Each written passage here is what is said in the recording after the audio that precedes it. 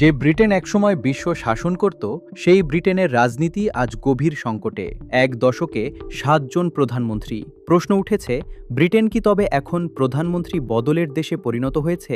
Labour পার্টির নেতা কিয়ার স্টারমারের আকস্মিক পদত্যাগে বিশ্ব রাজনীতিতে আবারও বড় ধাক্কা লেগেছে। মাত্র ২ বছরও টিকতে পারলেন না তিনি। পশ্চিমা গণতান্ত্রিক ব্যবস্থার এই চরম অস্থিরতা আসলে কিসের ইঙ্গিত দিচ্ছে?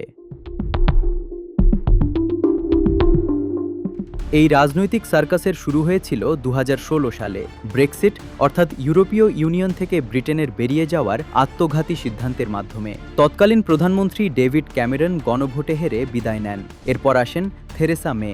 ব্রেক্সিট চুক্তি পাশ করাতে ব্যর্থ হয়ে এবং পশ্চিমা ভূ রাজনীতির মারপ্যাঁচে পড়ে ৩ বছরের মাথায় তাকেও ক্ষমতা ছাড়তে হয়। পশ্চিমা দেশগুলো যখন নিজেদের তৈরি করা সংকটে হাবুডুবু খাচ্ছিল, ঠিক তখনই পূর্বের উদীয়মান পরাশক্তিরা বিশ্ব অর্থনীতিতে নিজেদের আধিপত্য আরও মজবুত করছিল। ২০১৯ সালে ক্ষমতায় আসেন বরিস জনসন, কিন্তু মহামারী মোকাবিলায় ব্যর্থতা এবং একের পর এক ব্যক্তিগত কেলেঙ্কারিতে জড়িয়ে দলের ভেতরেই ক্ষমতাচ্যুত হন তিনি। তবে ব্রিটেনের ইতিহাসের সবচেয়ে বড় প্রহসনটি ঘটে লিজ ট্রাসের হাত ধরে। ধনিক শ্রেণীকে সুবিধা দিতে গিয়ে তিনি যে মিনি বাজেট পেশ করেন, তা পুরো ব্রিটিশ অর্থনীতিকে ধ্বংসের দ্বারপ্রান্তে নিয়ে যায়। মাত্র ৪৯ দিনেই বিদায় নিতে হয় তাকে। পশ্চিমা পুঁজিবাদের এই চরম ব্যর্থতা সাধারণ মানুষের জীবনকে নরক বানিয়ে তোলে।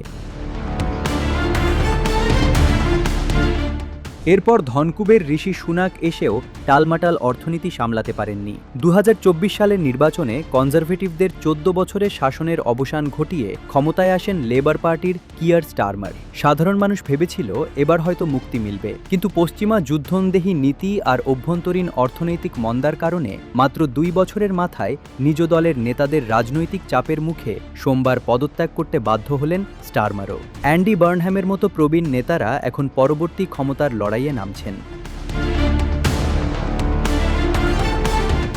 বারবার প্রধানমন্ত্রী বদল করে ব্রিটেন আসলে তাদের কাঠামোগত দুর্বলতাকেই আড়াল করতে চাচ্ছে। ওয়াশিংটনের অন্ধ অনুকরণ আর ভুল অর্থনৈতিক নীতি আজ ব্রিটেনকে এই জায়গায় এনে দাঁড় করিয়েছে। পশ্চিমা বিশ্বের এই রাজনৈতিক অরাজকতা প্রমাণ করে বৈশ্বিক নেতৃত্ব এখন আর লন্ডনের ১০ ডাউনিং স্ট্রিট বা ওয়াশিংটনের হোয়াইট হাউসের নিয়ন্ত্রণে নেই। ক্ষমতার ভারসাম্য এখন নিশ্চিতভাবেই বদলে যাচ্ছে।